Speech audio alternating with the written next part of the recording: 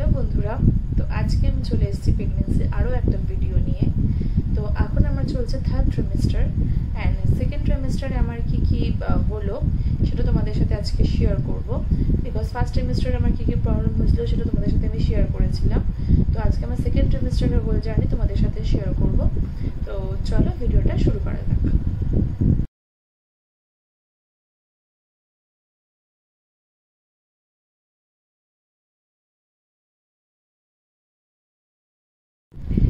তো ফার্স্ট ট্রাইমেস্টারে আমার কি হয়েছিল সেটা তোমাদের সাথে আমি শেয়ার করেছিলাম, আমার একটা ভিডিও আছে সেটা তোমরা দেখতে পারো। তো আমি শর্টে একটুখানি বলে রাখি, ফার্স্ট ট্রাইমেস্টারে আমার হয়েছিল হচ্ছে খাবারের প্রতি অনিচ্ছা, ওয়েট কমে যাচ্ছিল, একদম খেতে ইচ্ছা করছিল না, বমি, এইসব ফার্স্ট ট্রাইমেস্টারে আমার চলেছে। এখানে একটা ভিডিও আছে, তোমরা ওটা দেখে নিও। এবারে আমি বলি আমার সেকেন্ড ট্রাইমেস্টারের কথা। রাইট নাও আমার থার্ড ট্রাইমেস্টার চলছে। সেকেন্ড ট্রিমেস্টারে যে প্রবলেমগুলো হয়েছে, অনেকেই বলে সেকেন্ড ট্রিমেস্টার নাকি হচ্ছে গিয়ে মানে একটা সুখের টাইম, সেই টাইমে প্রবলেম হয় না, খাবারেরও মানে বমি ভাবটা কেটে যায়, খাবার খেতেও ইচ্ছা করে, সব কিছু ঠিকঠাক থাকে। তো সবার জন্য অনেকের জন্যই মোটামুটি ভালো যায়, কিন্তু বলতে গেলে আমার জন্য অতটা ভালো যায়নি, আবার অতটা খারাপও যায়নি, বাট অতটা ভালোও যায়নি সেকেন্ড ট্রাইমেস্টারটা। বেশি কষ্ট আমি মনে হয় সেকেন্ড ট্রাইমেস্টারেই পেলাম। তো সেকেন্ড ট্রাইমেস্টার যে প্রবলেমটা হয়েছিল, আমার খাবার খেতে প্রচণ্ড ইচ্ছা করতো, প্রচণ্ড মানে আমি খেতে পারি, ওয়েটও ভালো গেন হয়েছে, তো সব কিছু ঠিকঠাকই ছিল খাবারের প্রতি। কিন্তু বমিটা যে পুরোপুরি চলে গেছে সেটা না, সেকেন্ড ট্রাইমেস্টার জুড়ে আমার বমি ছিলই। ওরকমভাবে ফার্স্ট ট্রাইমেস্টারের মতো ছিল না যে রোজ রোজ বমি হবে, বাট মাঝে মাঝে বমি হতো। আর সেকেন্ড ট্রাইমেস্টারে যেটা দুটো মেন বড় প্রবলেম হয়েছে, বড় প্রবলেম বলতে দুবার আমার ফুড পয়জন হয়ে গেছে। তো প্রথমবার যে ফুড পয়জনটা হয়েছিল, কি কারণে হয়েছিল, কি বৃত্তান্ত, সেটা তো জানা ছিল না, কোন ফুড থেকে পয়জন হয়েছিল সেটাও জানা ছিল না। হঠাৎ করে একদিন দুপুর থেকে আমার বমি স্টার্ট হয়, অ্যান্ড তারপর থেকে আমার প্রায় 14 বার বমি হয়ে গেছিলো। তো 14 বার বমি হয়ে যাওয়ার কারণে অবভিয়াসলি আমার শরীর খারাপ হয়ে গেছিলো। পরের দিনকে ডক্টর দেখাতে গেলে আমাকে পুরোপুরি ব্লাড ডায়েট বলে, মানে একদম সেদ্ধ খাবার।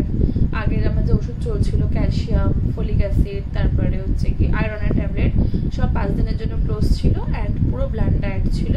তো এরমভাবে ওই একটা প্রবলেম আমার গেছিলো।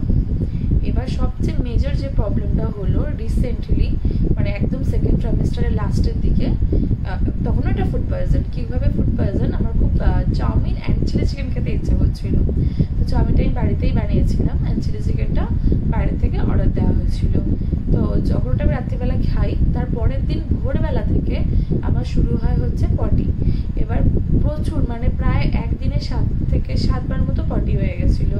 তো 4 বার পটি হওয়াতেই, সেদিনকে ডক্টরের ডেট ছিল, 4 বার সকাল থেকে 4 বার পটি হওয়াতেই ডক্টরের কাছে যাই, অ্যান্ড ডক্টর ওষুধ দেয়, আবার বলে দেয় আবার ব্লাড ডায়েট। আবার ব্লাড ডায়েট মানে আগের সব ওষুধ ক্লোজ, অ্যান্ড আবার নতুন করে সেদ্ধ খাবার মানে হচ্ছে মাছ, মাংস, ডিম কিচ্ছু না, শুধু সবজি সেদ্ধ আর ভাত এরকম খেতে হবে।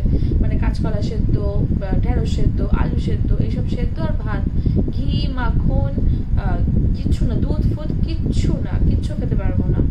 তো যথারীতি বাড়িতে এলাম, বাড়িতে এসে তারপরেও সেই পটির সমস্যা চলতেই থাকলো। সেটা ছিল হচ্ছে কি শুক্রবার মনে হয় এরকম প্রবলেম হয়েছিল, অ্যান্ড শনিবার বিকেল থেকে আমার শুরু হয় অসহ্য পেটের যন্ত্রণা। মানে আমার লাইফে সবচেয়ে কষ্টদায়ক পেটের যন্ত্রণা হলো আমার এই সেকেন্ড ট্রাইমেস্টারে প্রেগনেন্সি জার্নিতে হলো। একদম কোমর থেকে একদম বুক অব্দি, মানে এত যন্ত্রণা যে আমি কেঁদে ফেলছিলাম।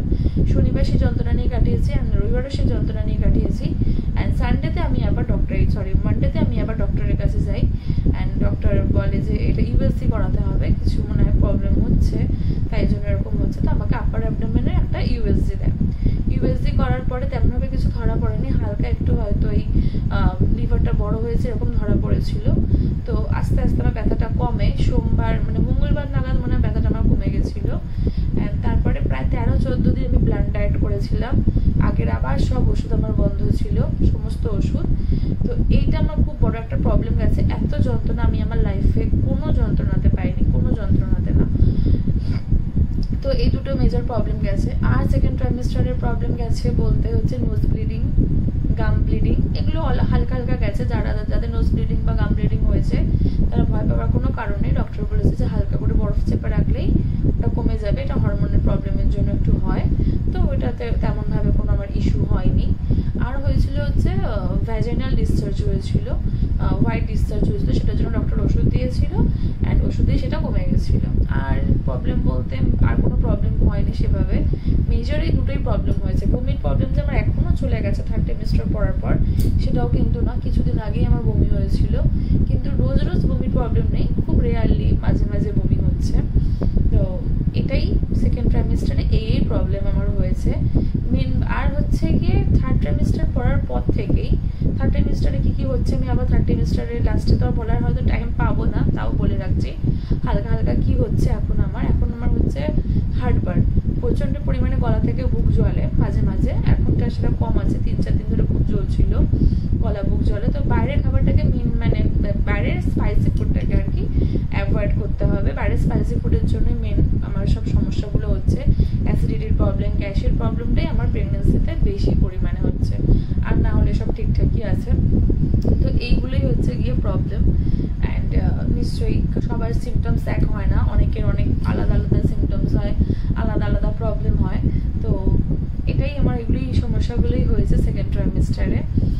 আর এটার জন্যই বলছি যে প্রচণ্ড পরিমাণে হাইড্রেটেড থাকতে হবে, জল প্রচণ্ড পরিমাণে খেতে হবে। আর যেহেতু আমার বারবার প্ল্যান ডায়েট হয়েছে অ্যান্ড বারবার আমার আয়রনের ট্যাবলেট বন্ধ গেছে, তো সেই জন্য আমার রিসেন্টলি ব্লাড টেস্ট হয়েছে সুগারের, তারপরে থাইরয়েডের অ্যান্ড হিমোগ্লোবিনের। সুগার থাইরয়েড তো আমার নেই ভগবানের কৃপায়, কিন্তু আমার হিমোগ্লোবিনটা অনেকটা নেমে গেছে।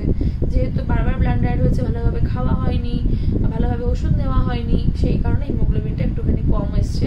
সেটা ডাক্তারের সাথে কনসাল্ট করে আবার হিমোগ্লোবিনের কিছু ব্যবস্থা করতে। তো আপাতত এই সমস্যাগুলোই মানে হচ্ছে রাইট নাও। থার্ড ট্রাইমেস্টার পড়ার পরে এখন প্রবলেম বলতে বললাম গলা বুকু জ্বলছে হালকা হালকা, এখন অতটা প্রবলেম নেই। আর তলপেটটা হালকা হালকা ব্যথা আছে।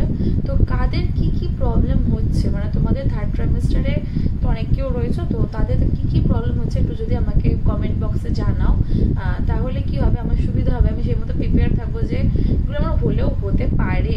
তো তোমরা তোমাদের মানে এটা আমাকে জানিও, এক্সপিরিয়েন্সটা আমাকে জানিও। আর কাদের সেকেন্ড ট্রাইমেস্টারে কি প্রবলেম হয়েছে, ফার্স্ট ট্রাইমেস্টারে কি প্রবলেম হয়েছে, সেগুলো তোমরা আমাকে জানিও।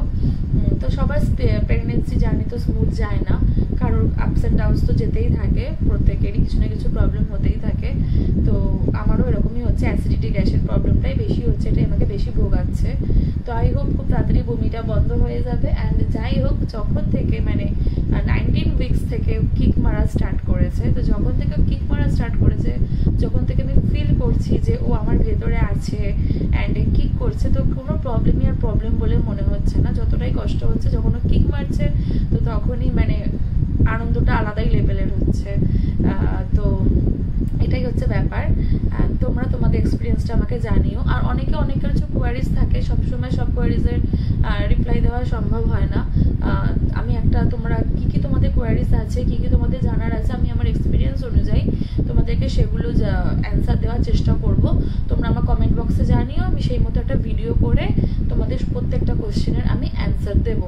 আমি আগেরটাতে সব কমেন্টেরই মোটামুটি রিপ্লাই দেওয়ার চেষ্টা করেছি, কিন্তু all comment all time reply দেওয়া সম্ভব হয় না বলে একটা ভিডিও বানাবো। তোমাদের যা যা কোশ্চেন থাকবে তোমরা করে রাখবে, আমি সব কোশ্চেনে তোমাদেরকে একটা ভিডিও করে অ্যান্সার দিয়ে দেবো।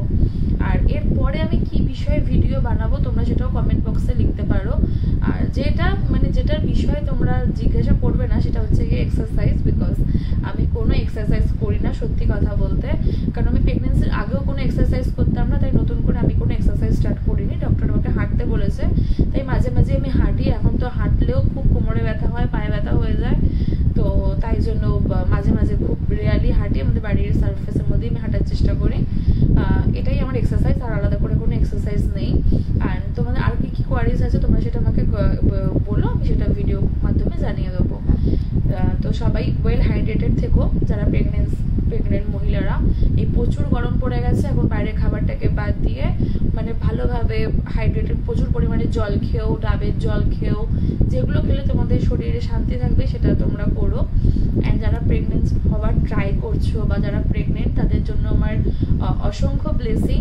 যারা ট্রাই করছো তারা যাতে খুব শিগগিরই গুড নিউজ পেয়ে যাও, অ্যান্ড যারা কনসিভ করেছো তারা যাতে তাড়াতাড়ি একটা সুস্থ বাচ্চা জন্ম দিতে পারো। অ্যান্ড তোমরা আমাকেও ব্লেসিং দিও যাতে আমি সুন্দর মতো আমার